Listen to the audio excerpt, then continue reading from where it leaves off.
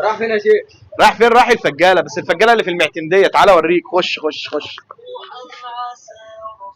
مكتبة هلال بفضل الله سبحانه وتعالى جابت لك الفجالة لحد هنا. اوعى تفكر ان انت تروح الفجالة وتتعب وتلف على محل واثنين وثلاثة واربعة عشان تجيب اسعار كويسة وخامة كويسة. لا بالعكس، ده مكتبة هلال جابت لك كل الاسعار الكويسة وكل الخامات وكل التشكيلات بفضل الله. بص عليا كده، كل حاجة بفضل الله موجودة في مكتبة هلال باسعار الفجالة ويمكن ارخص كمان. وهقول لك على حاجة كمان، في حاجات هتلاقيها في مكتبة هلال مش موجودة في الفجالة. في حاجات كتير قوي موجوده في مكتبه هلال مش موجوده في الفجاله، لان مكتبه هلال بتشتغل مع اكتر من 30 تاجر. فهتلاقي بفضل الله سبحانه وتعالى كل التشكيلات موجوده. اي حاجه بتعجبنا بنعرف نجيبها بسعر كويس وبنجيبها لك لحد عندك في مكان واحد. تخش مكان واحد تقول انا عايز لبن العصفور، بفضل الله في مكتبه هلال في لبن العصفور.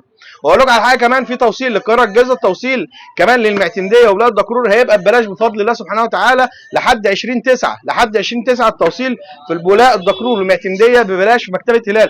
تشكيله كراس وكشكول، كشكول ديزني، كشكول عادي، كشكول اي 4، كشكول سلك، بفضل الله كل حاجه موجوده في مكتبه هلال.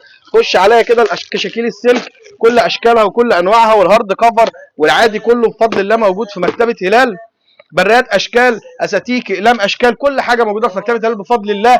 انا عايزكم تنورونا وتشرفونا في مكتبه هلال بولاق الدكرور المعتمديه شارع الملعب، او كمان ممكن تحجزوا من 011 40 6 7 8 7 6 3. كل عام وانتم بخير، والسلام عليكم ورحمه الله.